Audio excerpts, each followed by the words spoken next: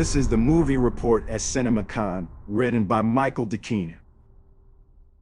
The 2023 edition of CinemaCon opened, as usual, with a morning and afternoon centered around the concerns of the international motion picture exhibition industry. Continuing with the format begun in 2022, the kickoff event of the week, the International Day Breakfast, was a no-frills session, with self-serve continental breakfast and beverages in the lobby, and at its core, a selection of addresses that were strictly business.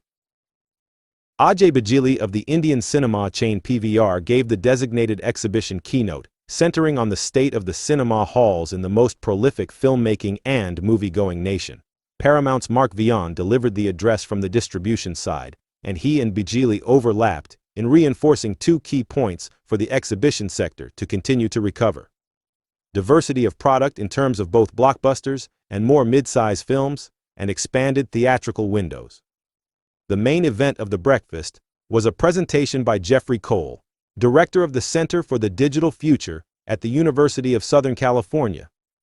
His thoroughly researched and highly encouraging report bore the self-explanatory title, "Movie Theaters Aren't Going Anywhere." Less business-minded and a bit more celebratory was the International Day lunch, where the first awards of the week were given.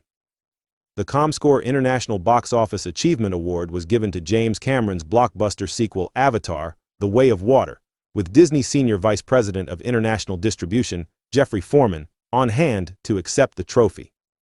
Foreman is a previous recipient of the Passepartout Award, which this year was presented to Universal Pictures International Executive Vice President and Managing Director, Niels Svinkels. This award is given to an industry executive who demonstrates dedication and commitment to the international marketplace. Accepting the Award of Global Achievement in Exhibition on behalf of EVT Event Cinemas in Australia was the company's managing director and CEO, Jane Hastings. The first Talent Award of the week, International Filmmakers of the Year, was presented to brother-sister directing-producing duo of Andy and Barbara Muschietti, whose latest film, Warner Brothers' highly anticipated The Flash, will be screened here at the convention tomorrow. Evening marked the launch of the official CinemaCon program with the first studio presentation of the week, Sony Pictures. A taped message from Will Smith and Martin Lawrence on the set of the currently shooting fourth Bad Boys film set the tone for a presentation that focused heavily on R-rated fare. Paul Dano and director Craig Gillespie took to the Coliseum stage to introduce a look at the first 5 minutes of Dumb Money. This dramedy tells the fact-based story of the GameStop meme stock craze, also starring Seth Rogen, Sebastian Stan, Pete Davidson, Shailene Woodley, and America Ferrera. Jennifer Lawrence, who headlines the raunchy comedy No Hard Feelings, introduced alongside director Gene Stupnitsky an extended clip that reflects the film's politically incorrect premise. A 30-something, played by Lawrence, is hired by the parents of a sheltered teen to seduce him before he goes off to college. Glen Powell and Sydney Sweeney, the stars of another R-rated comedy, Anyone But You, appeared on stage to introduce a very rough montage of shots from the literally just-wrapped rom-com, which was shot on location in Australia. The first trailer for the threequel The Equalizer 3, introduced by director Antoine Fuqua, and reunited Man on Fire stars Denzel Washington and Dakota Fanning, earns its red band with a lot of bloody killings when Washington's Robert McCall sets out to protect an Italian town from mobsters. During this segment, Washington was presented with CinemaCon's Lifetime Achievement Award. A pair of other R-rated movies were featured without in-person talent appearances. The action comedy, The Machine, whose special taped introduction featured star Bert Kreischer, dressed up as the character his film is being released directly against, The Little Mermaid.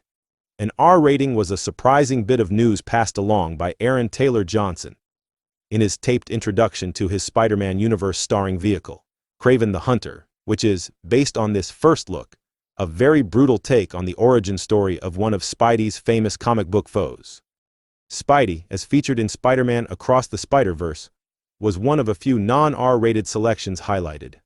Stars Shameik Moore, Hailee Steinfeld, and Issa Rae joined one of the film's 3 directors, Kemp Powers, on stage to introduce a never-before-seen scene from the wildly anticipated sequel. Focusing less on action and more on the relationships, particularly that between Miles Morales and his mother, This clip reinforced why the first Oscar-winning film resonated far more strongly than most comic book adventures, animated or live action. Another sequel, Insidious, The Red Door, the fourth in the supernatural horror series, was represented by only a brief snippet and no recorded introduction by star and director Patrick Wilson.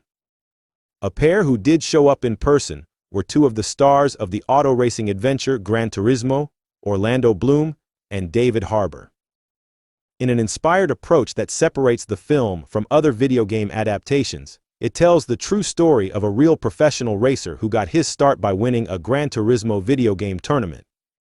Not in person, but addressing the audience via a recorded message, were the crew behind the untitled sequel to the 2021 franchise-reviving hit, Ghostbusters: Afterlife. Producer Jason Reitman and director Gil Kenan and cast members including Paul Rudd delivered their greetings directly from set. Sony Pictures chairman Tom Rothman closed out the presentation with a look at an extended excerpt from Ridley Scott's historical epic Napoleon, released in collaboration with Apple Original Films. Centering on a battle led by the legendary general, played by Joaquin Phoenix, the clip delivered the type of made-for-big-screen spectacle Scott is known for.